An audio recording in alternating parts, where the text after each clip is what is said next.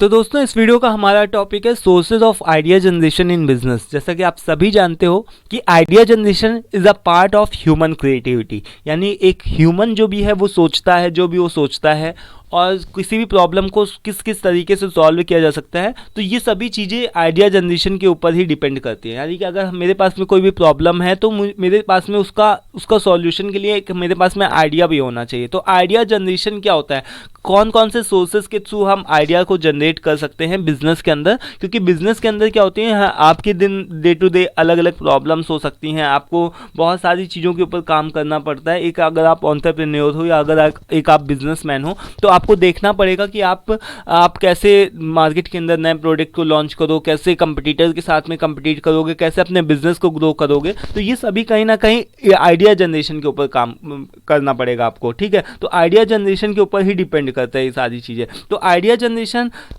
कि कौन कौन से सोर्सेज हो सकते हैं, मेनली दो सोर्सेज होते हैं, इंटरनल और एक्सटर्नल। तो सबसे पहले हम इंटरनल सोर्सेज को देखते हैं। उसमें सबसे पहला आता है आपका एम्प्लॉयज़ का क्रिएटिविटी, यानी कि एम्प्लॉयज़ को क्रिएटिविटी, आपको एम्प्लॉयज़ के थ्रू क्या करना है, आइडिया को जनरेट करवाना है थ्रू ट्रेनिंग और डेवलपमेंट। आप देखते होगे बड़े बड़े ऑर्गेनाइजेशन के अंदर सजेशन बॉक्स रखे रहते हैं, तो वो क्या होता है कि एम्प्लॉयज़ उसका यूज़ करें। अगर एम्प्लॉयज़ के पास में कोई भी आइडिया हो, कोई भी सजेशन हो, तो वो उस सजेशन बॉक्स के अंदर डाले। देन अगर आपको वो सजेशन अच्छा लगता है तो आप उसके ऊपर काम करते हो, ठीक है। तो एम्प्लॉयज़ को क्रिएटिविटी, यानी कि एम्प्लॉयज़ को इनकरेज करना कि वो अपने आइडिया को दें, आप तक पहुंचाएं, और अगर आपको उनका आइडिया अच्छा लगता है तब आप उसके आइडिया के ऊपर काम करते हो। देन कंपनी का कल्चर अच्छा होगा तो डेफिनेटली बहुत सारे आइडिया जनरेशन के कि आपके सोर्सेज अच्छे से अच्छे बनेंगे। बट अगर कंपनी का कल्चर ही नहीं है सही तरीके से, सभी डिपार्टमेंट्स आपस में लड़ रहे हैं या उस तरीके का कंपनी का कल्चर अच्छा नहीं है, तो फिर कहीं ना कहीं बिजनेस की ग्रोथ में भी इसका इफेक्ट आपको देखने को मिलता है। देन हमारा नेक्स्ट आता है रिसर्च एंड डेवलपमेंट टीम। तो रिसर्च और डेवलपमेंट टीम,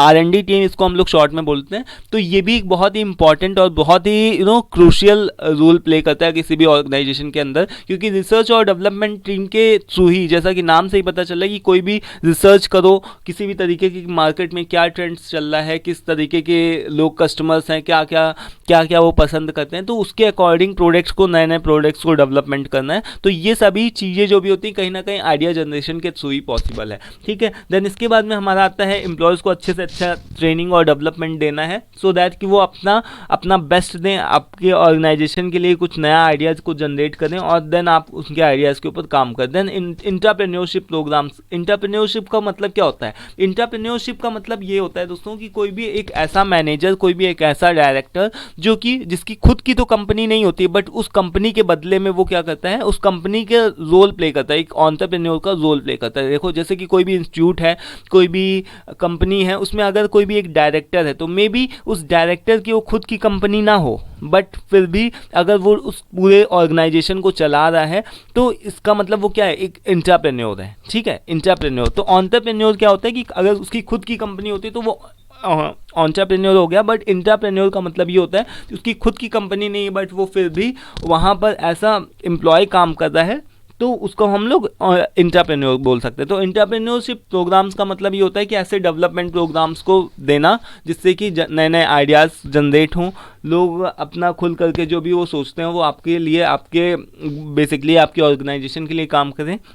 इसी को हम लोग इंटरप्रेन्योरशिप प्रोग्राम के नाम से जान सकते हैं। तो ये कुछ एक चीज़ें हैं, 5 चीज़ें हैं, जैसे कि employees creativity, company culture, R&D teams और employee training and development, then entrepreneurship programs. तो ये सभी इंटरनल सोर्सेज होते हैं, ठीक है। देन एक्सटर्नल सोर्सेज की बात करें तो कस्टमर की फीडबैक आप ले सकते हो। कस्टमर अगर अच्छा फीडबैक देगा तो ठीक है, अगर कस्टमर ख़राब फीडबैक देगा तो आप उनके फीडबैक के ऊपर काम कर सकते हो कि जहाँ पर भी आपको लगता है कि नहीं यहाँ पर मुझे इंप्रूवमेंट की ज़रूरत है, तो कस्टमर के फीडबैक के अकॉर्डिंग आप क्या कर सकते हो, आइडिया को जनरेट कर सकते हो। देन कंपटीटर के एनालिसिस, आप देखो कि आपके जो भी कंपटीटर्स हैं वो क्या क्या प्रोडक्ट, क्या क्या सर्विसेज दे रहे हैं और उसको अपने प्रोडक्ट और सर्विसेज के साथ में कंपेयर करो। देन इसके बाद में एनालिसिस करो कि क्या आप भी अच्छा उनसे बेहतर कर सकते हो, ठीक है। देन इसके अलावा पार्टनरशिप और कोलैबोरेशन, जो भी आपके अलग अलग पार्टनरशिप हो सकते हैं, कोलैबोरेशन हो सकते हैं, इसके थ्रू भी आप आइडिया को जनरेट कर सकते हो। कॉन्फ्रेंस और इवेंट्स हो सकता है, बेसिकली कई सारी कंपनियां आपस में मिल करके एक कॉन्फ्रेंस और इवेंट्स को रख सकते हैं, तो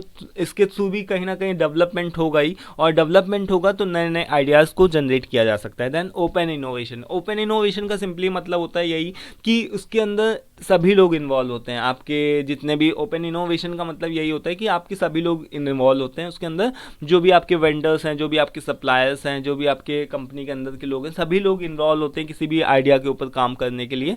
तो प्रॉब्लम के ऊपर काम करने के लिए इसको हम लोग ओपन इनोवेशन बोलते हैं। तो ये भी एक्सटर्नल सोर्सेज के कुछ एक यहाँ पर कुछ एक पॉइंट्स बताए गए हैं, ठीक है। तो यहाँ पर सोर्सेज ऑफ आइडिया जनरेशन क्या होते हैं, ये बेसिकली हम लोगों ने यहाँ पर डिस्कस कर लिया। आई होप कि आपको क्लियर हो गया होगा। तो अभी हम लोग नेक्स्ट वीडियो में कुछ और भी मेथड्स ऑफ आइडिया जनरेशन के बारे में डिस्कस करेंगे। आज की इस वीडियो में इतना ही, मिलते हैं नेक्स्ट वीडियो में। Till then take care, thank you and bye.